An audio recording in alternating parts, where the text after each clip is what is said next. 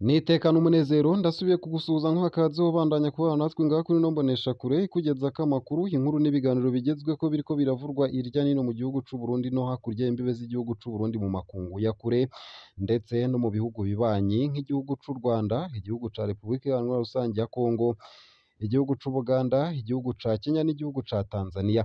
Nunyemerere nkuhe ikaze, ndaguhaye mwiriwe neza cange mwaramutse neza bivanye n'aho udukurikira uherereye. Nkawe udukurikira uri mu gihugu c'u Burundi ndaguhaye mwiriwe neza, ndetse nawe udukurikira uri hakurya y'imbibe z'igihugu c'u Burundi ndaguhaye mwaramutse cange mwiriwe bivanye n'aho uherereye. Turi ku munsi wa mbere igenekerezo ry'icumi z'ukwezi kw'indwi umwaka w'ibihumbi bibiri na mirongo ibiri na gatatu. Fyonda sabone cange subscribe nawe utarafyondako kugira tubandanye tugushikiriza amakuru yose, ibiganiro n'inkuru tubandanya gushikiriza binyuriye ngaha kuri ino mboneshakure, ibigutohoreza hama ikabigushikiriza kamwe ku kandi vyose uko vyakabaye nawe nyene bikagushikako mu ba mbere. Ntarakugezako inkuru y'umugore ahejeje gufatwa yataye umwana, ntunyemerere nkugezeko n'iyi nkuru ivuga ko ikibazo ca leta gitanga uburenganzira bwo kuja kuri kaminuza citeguriwe bihagije mu ntara ya Bujumbura. Mu gihe ejo aho bukera igenekerezo ry'icumi na rimwe Mukakaro bibiri na mirongo ibiri na gatatu mu Burundi bwose hariho hazokorwa ikibazo ca leta ku banyeshure bahejeje igice ca kabiri c'amashure y'inyuma y'ishure shingiro kibaha uburenganzira bwo kuja kuri kaminuza. Ico kibazo ca leta kiriteguriwe neza aho twaciye mu gisagara ca Bujumbura. Mu bibanza bimwe bimwe twagendeye muri aka gatondo ko kuri uwu munsi w'icumi Mukakaro bibiri na mirongo ibiri na gatatu, twasanze imyiteguro iri ku rugero rushimishije. Aha twavuga nko kw'ishure ry'akarorero Lycée d'Excellence Nyagara, aho twasanze abanyeshure bariko bariyibutsa ivya nyuma. Benda ntakira Tarasisi harirongoye akaba yatumenyesheje ko abanyeshure mirongo indwi n'umwe basanzwe biga mu bisata bitatu arivyo biochimie et sciences de la terre, maths, physique na économie aribo bazokora ico kibazo. Mu mwaka uheze iryo shure ryabaye irya mbere mu gisata c'ubutunzi économie, ubu ngo biteze kuzoba aba mbere mu bisata vyose. Nayo Jean Claude Nduwayezu harongoye ishure New School yatumenyesheje ko kugeza uno munsi hatanambamyi n'imwe bari bagisigaranye mu kwitegurira ico kibazo, eka ngo n'abanyeshure mirongo itanu n'umwe bazokora ico kibazo bakaba bararonyejwe umwanya ukwiye wo kucitegurira.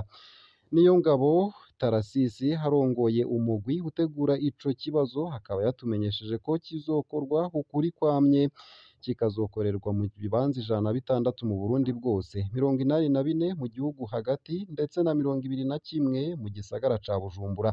Ese ubwiye iki abazokora exeta? Twandikire unyuriye munsi y'ino video.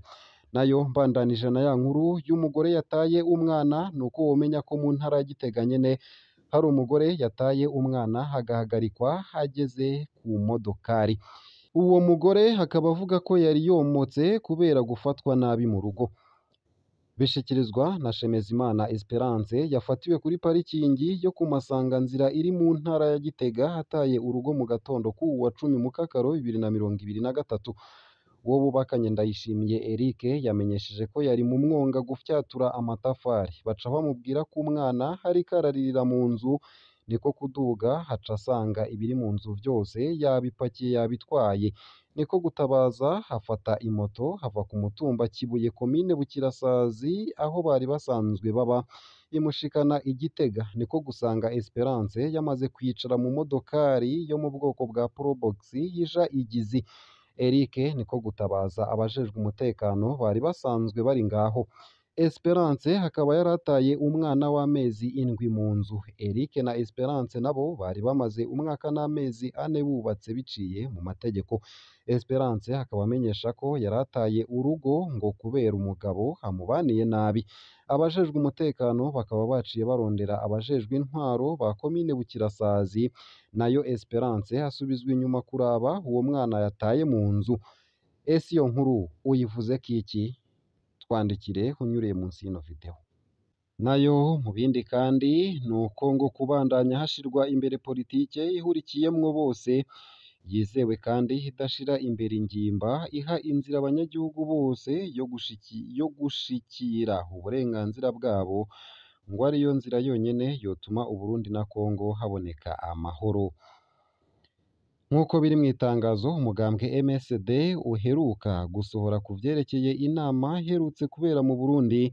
Inama idasanzwe yahuje ibihugu 13 vyasinye ku masezerano y'i Addis Abeba yaheruka kwiga ku bijanye n'amahoro n'umutekano w'igihugu ca Repubulika Iharanira Rusangi ya Kongo n'iterambere rya Afurika. Uwo mugambwe wamenyesheje ko wari wanezerejwe n'ingingo zari zafatiwe muri iyo nama yabereye i Addis Abeba.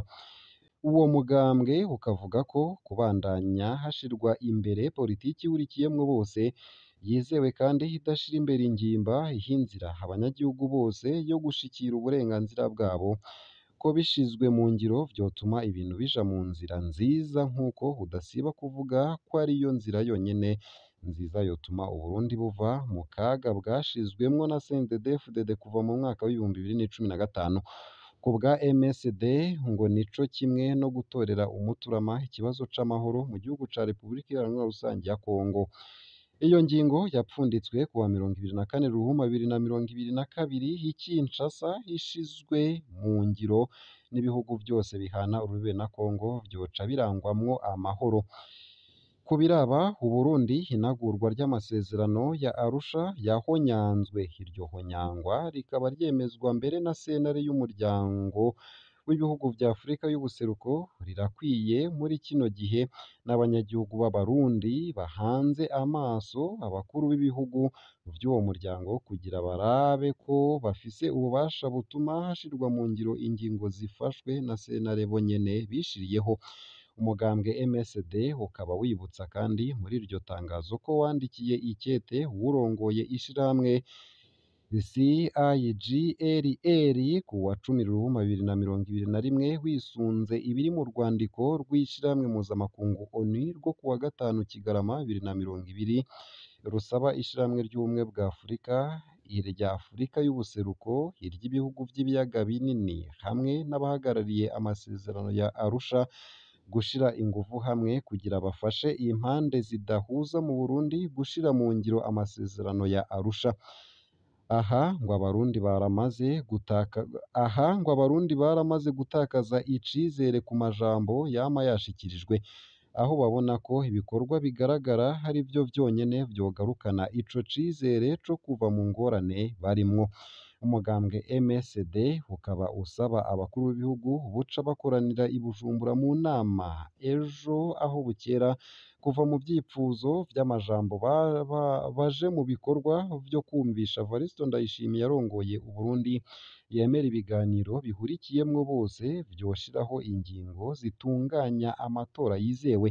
Nayo umunyamabanga mukuru w'ishirahamwe mpuzamakungu ONU azoba ari muri iyo nama ahamagarirwa n'umugambwe MSD kugaragaza ubushobozi bw'ishirahamwe ahagarariye mw'inagurwa ry'amasezerano ya Arusha. Iryo shirahamwe risanzwe ryarahagarariye hamwe n'ayo matora yipfuzwa ko atunganywa mu Burundi, mu gushimika cane ko igihambaye atari ugutunganya amatora gusa, ko ahubwo igihambaye ari ugutunganya amatora yemerwa na bose, na cane cane ko ayo mu mwaka w'ibihumbi 2010, 2015 n'ayo mu mwaka w'ibihumbi 2020 atigeze yemerwa na bose.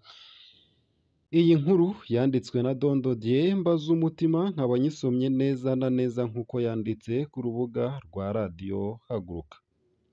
Nayo mu gusozera aya makuru womenya ko umurwi w'igihugu ujejwe ibiganiro mu kazi uhamagarira abakoresha n'abakozi kumvikana, umwe wese agategera neza ingingo uko ziri hanyuma bakazubahiriza nk'uko amabwiriza y'igihugu abitegekanya.